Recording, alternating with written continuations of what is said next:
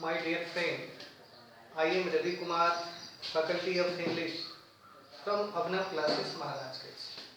मेरे प्यारे बच्चों, आप सभी को प्रीवियस दिनों में मैंने पोएट के बारे में बताया था। जैसे हमने आपको बताया था कि now the lips are falling fast. उस वीडियो में मैंने आपको बताया था, पोएट के बारे में बताया था और इस पोएम के से संबंधित जितने भी महत्वपूर्ण वर्ड मीनिंग थे, उन सारे वर्ड मीनिंग के बारे में भी मैंने आप सबको डिस्कस किया था। आज जो हम लोग डिस्कस करेंगे, पोएम के एक एक लाइन को हम लोग बारी बारी से समझने की कोशिश आज करेंगे।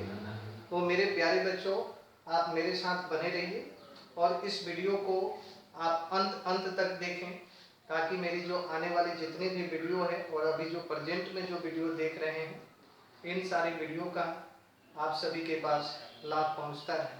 तो आइए मेरे बच्चों, आप सभी के साथ मैं रवि कुमार और now the lips are falling fast को मैं डिस्कस करने के लिए जा रहा हूँ। मेरे प्यारे बच्चों, कोई भी पोएम हो, उस पोएम को यदि आप पढ़ना चाहते हैं, उस पोएम पर यदि आप अपनी अच्छी पकड़ बनाना चाहते हैं, तो उसके लिए सबसे महत्वपूर्ण यह होता है कि उस पोएम के एक एक लाइन को हम लोग मिनटली माने बारीकी से हम लोग समझने की कोशिश करेंगे।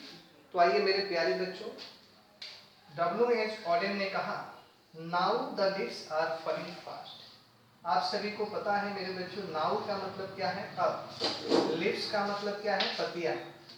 फॉलिंग फास्ट का मतलब जब पतिया काफी तेजी से गिरने लगती है, उसको हम लोग कहते हैं फॉलिंग फास्ट। तो W.H. ऑडेन यहाँ बताने की कोशिश कर रहा है कि जरा सुन लो, now the lips are falling fast. पेड़ों की जो पत्तियां है काफी तेजी से गिरना शुरू हो गई, वह रुकने का नाम नहीं ले रही है। फिर आगे वह कहता है कि nurses flower will not last. Nurses flower का मतलब मेरे बच्चों होता है जो छोटे छोटे जो पौधे होते हैं, उन छोटे छोटे पौधे को हम नर्सिस फ्लावर कहते हैं। तो W.H. ऑडेन यहाँ कह रहा है कि nurses flower will not last. Last का मतलब ज़्यादा समय तक टिक नहीं पाएंगे, क्योंकि पत्तियाँ जो हैं काफ़ी तेज़ी के साथ में गिर रही है। और W.H. ऑडेन बता रहा है कि nurses flower will not last. उसने यह बताने की कोशिश की कि जो आपके छोटे छोटे पौधे हैं, अब वो छोटे छोटे पौधे ऐसा महसूस होता है कि अब वो टिकने नहीं पाएंगे अंतिम समय तक। फिर वो बता रहा है कि nurses to the grave are grown. Grave का मतलब होता है मेरे बच्चों कब्र। वह यह बताने की कोशिश कर रहा है कि जो छोटे छोटे पौधे हैं, वो ऐसा महसूस होता है कि वो लोग पूरी तरीके से कब्र में प्रवेश कर गए हैं। गॉन का मतलब हो जाता है कब्र में प्रवेश कर जाना। तो W.H. ऑडेन इसके माध्यम से यह बताने की कोशिश करता है कि ऐसा महसूस होता है कि जो नर्सिस फ्लावर हैं, वह कब्र में पूरी तरीके से पहुंच रहे हैं। मेरे प्यारे बच्चों, इसके माध्यम से जो W.H. ऑडेन है, वह हमारे जीवन की तुलना कर रहा है। जिस तरीके से नर्सिस फ्लावर कभी कब्र में चले जाते हैं, उसी तरीके से हमारी जिंदगी भी है। हमारी जिंदगी के साथ भी यही प्राकृतिक घटना घटती है मेरे बच्चों। हम भी कभी छोटे होते हैं, फिर बड़े होते हैं, और एक समय ऐसा आता है कि हमारी जो पैर है वह पूरी तरीके से कब्र में प्रवेश कर जाती है। तो यहाँ W.H. ऑडेन इस पोएम के माध्यम से यही बताने की कोशिश कर रहा है कि मैंने जब देखा कि नर्सिस मतलब छोटे छोटे जो पौधे हैं, वह पूरी तरीके से ग्रीफ आर गॉन मतलब कब्र में समाये हुए हैं। फिर कह रहा है and the Prem's go rolling on. Prem's का मतलब होता है मेरे बच्चों, ये आप सभी जानते होंगे कि बच्चों की जो छोटे गाड़ियाँ जो होती है, उसको हम लोग प्रेम्स करते हैं। आपके घर में भी कोई अगर बच्चा होगा 2-3 साल का बच्चा, तो वह प्रेम्स लेकर चलता है। लकड़ी की जो बनी गाड़ी है, उस गाड़ी का सहारा लेकर वह चलता है। तो कह रहा है कि and the Prem's go rolling on, और वह यह बताने की कोशिश कर रहा है कि मुझे ऐसा महसूस होता है कि जिंदगी की जो प्रेम से जो गाड़ी है, वह पूरी तरीके से रोलिंग ऑन। यदि किसी ने आपसे पूछ लिया कि रोलिंग ऑन का क्या मतलब है, तो आप उसे बताइएगा लुढ़क जाना। गाड़ी जब गिर जाती है तो उसको हम लोग कहते हैं रोलिंग ऑन। इसके माध्यम से उन्होंने यह बताने की कोशिश की है कि हमारी ज़िंदगी भी उसी तरीके की है। जिस तरीके से छोटे पौधे कभी पनपते हैं, उसी तरीके से हमारी जो ज़िंदगी है वह भी पनपती है। और एक समय ऐसा आता है कि हमारी ज़िंदगी उस खिलौने की तरह, उस गाड़ी की तरह पूरी तरीके से गिर जाती है, रोलिंग ऑन हो जाती है। इसका मतलब यह हुआ कि वह पूरी तरीके से बिखर जाती है। मेरे प्यारे बच्चों, व्हिस्परिंग नेबर्स, किसी ने यदि आपसे पूछ लिया कि व्हिस्परिंग नेबर्स का क्या मतलब है, तो आप सभी को पता है कि इंसान की जब मौत होती है तो उसके मौत के दौरान यमराज के दूत आते हैं, जिसको मैसेंजर ऑफ डेथ कहा जाता है। जो मौत की सूचना यमराज को जो देते हैं उसको हम लोग व्हिस्परिंग नेबर्स करते हैं। तो जब इंसान की जब मौत होती है तो उस मौत के दौरान जो व्हिस्परिंग नेबर्स हैं, जो दूत हैं, वह उस इंसान के पास पहुंचते हैं और उससे बातें करते हैं। सिर्फ वो बातें ही नहीं करते बल्कि उसके लेफ्ट एंड राइट घूमते हैं। लेफ्ट एंड राइट का मतलब यदि किसी ने पूछा तो आप उसे यह बताएं कि बाएं और दाएं। मतलब जब इंसान की मौत आती है तो वैसी परिस्थिति में जो व्हिस्परिंग नेबर हैं वह उसके आसपास जो है भटकते हैं और भटकने के तत्पश्चात वह उसके दाएं और बाएं घूमते हैं।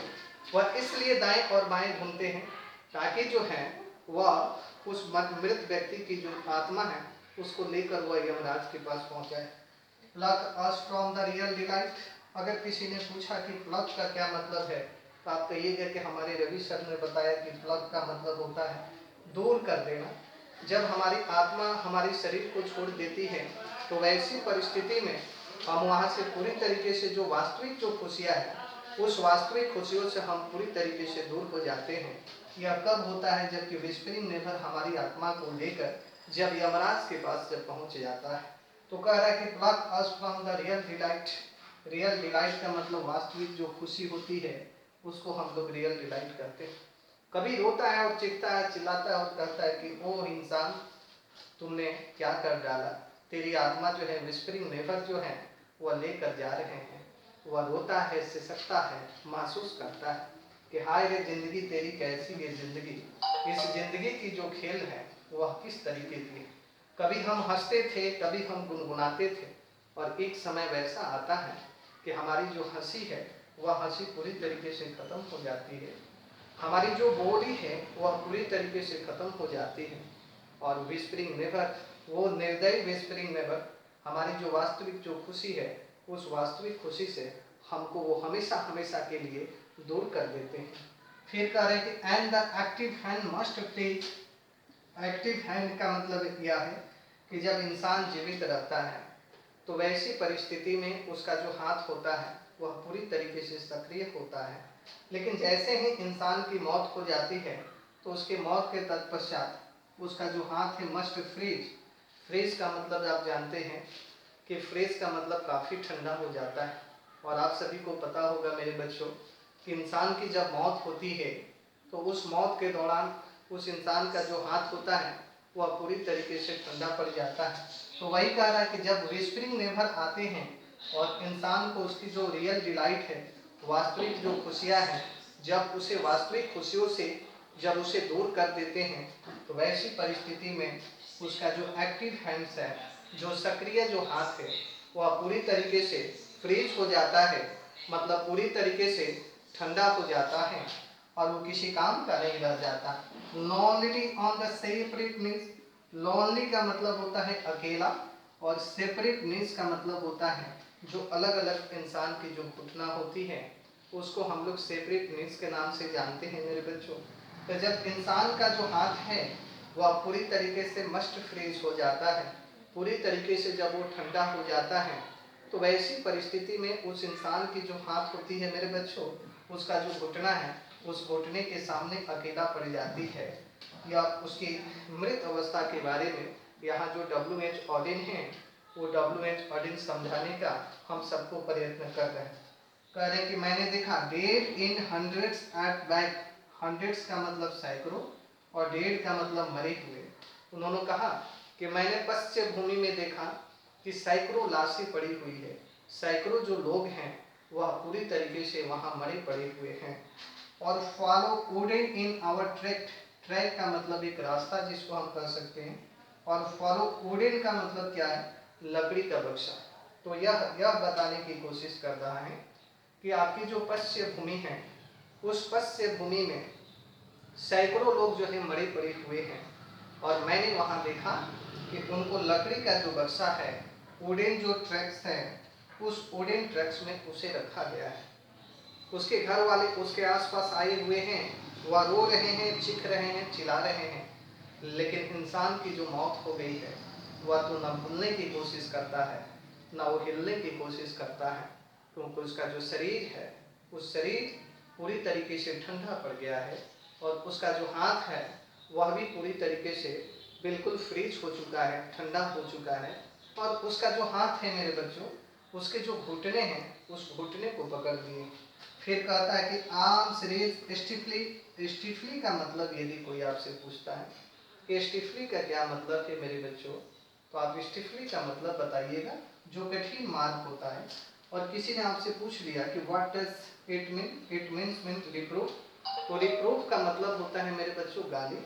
तो कह रहे कि arms raise stiffly to reproof in false attitude of love. इसका मतलब ये हुआ मेरे बच्चों, कभी यह बताने की कोशिश कर रहा है, ठीक है, कि इंसान की जो हाथ है वो बड़ी कठिन तरीके से ईश्वर को रिप्रूव करने के लिए कि क्यों उसने हमारी मौत को दिया और क्यों वह झूठी प्यार में रखा।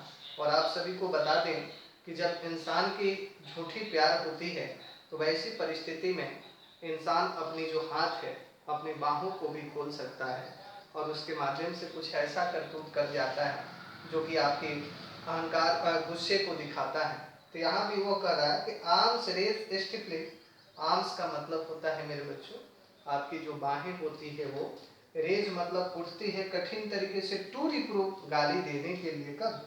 इन फॉल्स एटीट्यूड ऑफ लव, जब ईश्वर के द्वारा फॉल्स एटीट्यूड ऑफ लव की बात की गई हो, मतलब ईश्वर ने हमारे साथ छल किया, हमारे साथ झूठा प्यार के बंधनों में हमें बांध के रखा, इसलिए हमारे जो हाथ है स्टिफली है, स्टिफली तरीके से माने कठिन तरीके से उसे रिप्रूव कर रहा है, उसे पूछने की कोशिश करता है कि तुमने जो है हमें ये फॉल्स एटीट्यूड ऑफ लव को क्यों दिया, हमें फॉल्स माने झूठे जो प्यार की जो कामना है उसको क्यों की, हमें झूठे प्यार में तुमने क्यों हमें फंसा के रखा। और यह बताने की इसके माध्यम से वह कोशिश कर रहा है। मेरे बच्चों, यहाँ तक मैं आशा करता हूँ कि एक एक पॉइंट जो है वो आपको पूरी तरीके से क्लियर हो गए होंगे। मेरे बच्चों, आगे वो कह रहा है कि starving through the leafless would. Starving का क्या मतलब है मेरे बच्चों? तो स्टार्विंग का मतलब जैसे भूखे रहना, through the leafless would. Leafless would का क्या मतलब है? इसका मतलब यह होता है एक वैसा जंगल, एक वैसा वन, एक वैसी लकड़ी जो कि लीफलेस है।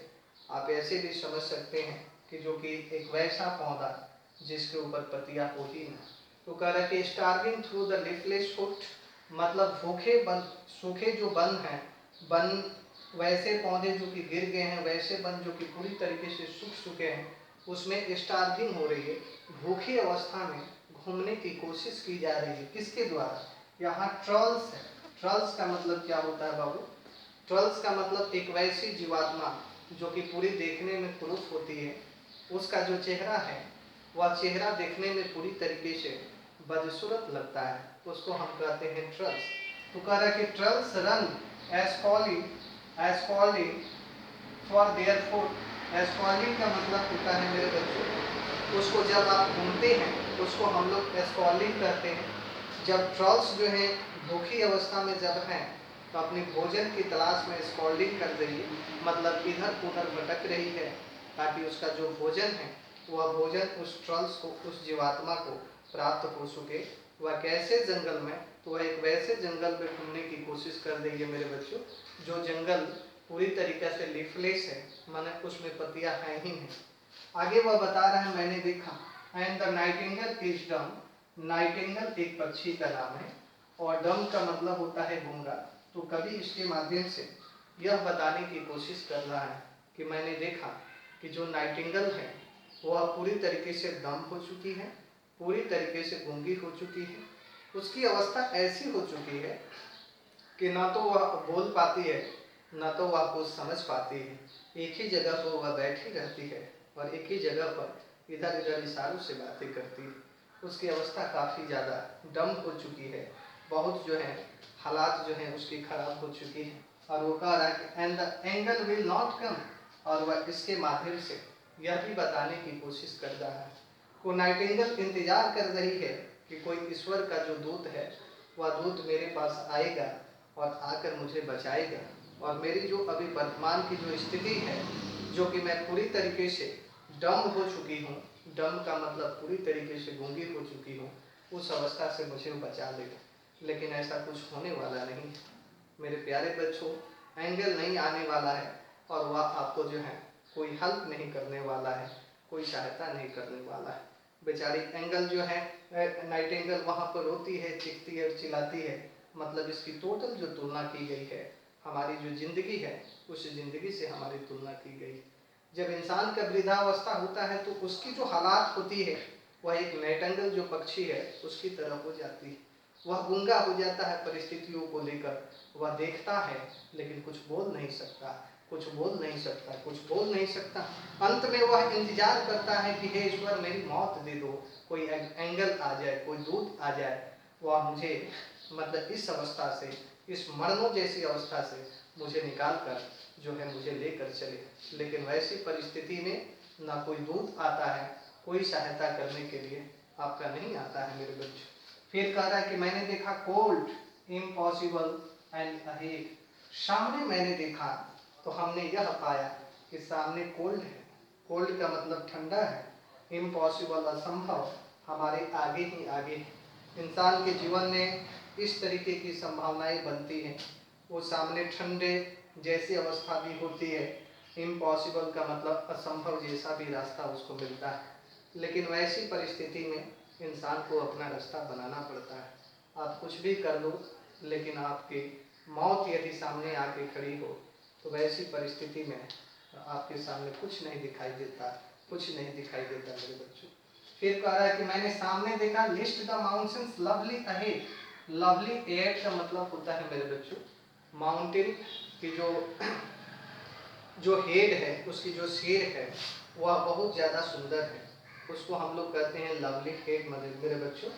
तो list the mountains lovely head, mountain की जो ऊपर के जो हिस्से हैं वो काफ़ी ज़्यादा सुंदर है, लेकिन उसकी खासियत है खोज जिसका वाइट वाटरफॉल। इसका मतलब ये हुआ कि माउंटेन का जो ऊपरी हिस्सा है वह पूरी तरीके से वाइट मतलब सफ़ेद बर्फ से भरा हुआ है, और वह यह प्रयत्न कर रहा है, वह ब्लेस देने का प्रयत्न कर रहा है।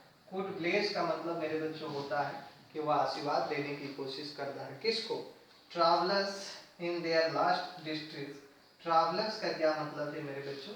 वैसे यात्री जो कि पूरी तरीके से संकट में है, डिस्ट्रेस में है, तो माउंटेन जो है गुड ब्लेस करता है, वह आशीर्वाद देने की कोशिश करता है कि वो ट्रैवलर्स, वो यात्री तुम जिस समस्या में पड़े हुए हो उस समस्या से तुम्हें मैं बाहर निकालने के लिए तुम्हें आशीर्वाद देता हूँ। लेकिन ऐसा कभी होता नहीं है, ऐसा कभी होता नहीं है।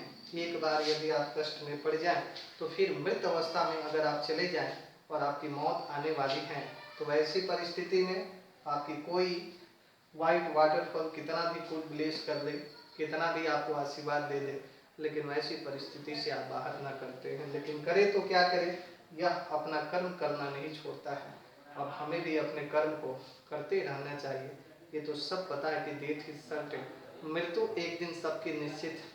कल वो आपकी भी मृत्यु आएगी, कल मेरी भी मृत्यु आएगी, तो फिर डर किस बात का, डर किस बात का। हमें मरने के लिए तैयार रहनी चाहिए और अच्छे कर्मों के साथ हमें जीना चाहिए, क्योंकि इंसान इस जीवन से जब छोड़ के चला जाता है तो उसके अच्छे कर्म ही उसको याद दिलाते हैं।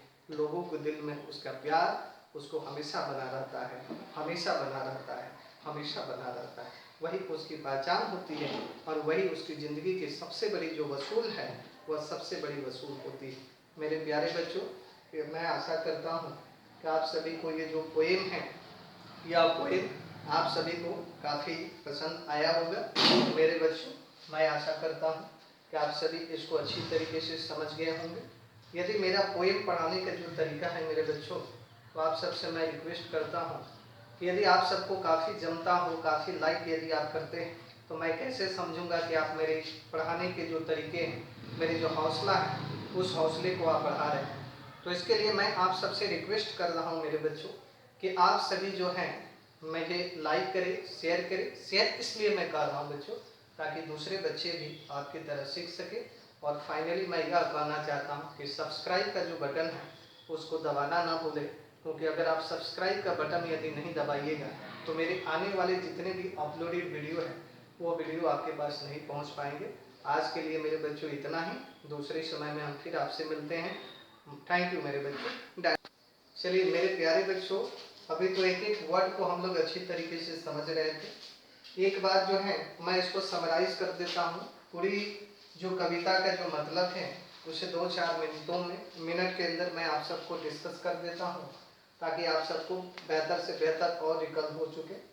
मेरे बच्चों, now the lips are falling fast, मतलब इसके माध्यम से कवि यह बता रहा है कि आपकी जो पत्तियां हैं पौधों की वह काफ़ी तेजी से गिर रही है।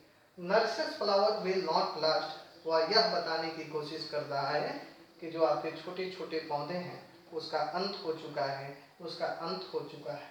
Nurses to the grave are grown, वह यह बताने की कोशिश करता है कि छोटे छोटे जो पौधे हैं मैंने देखा कि वो कब्र में प्रवेश कर गए हैं, कब्र में पहुंच गए।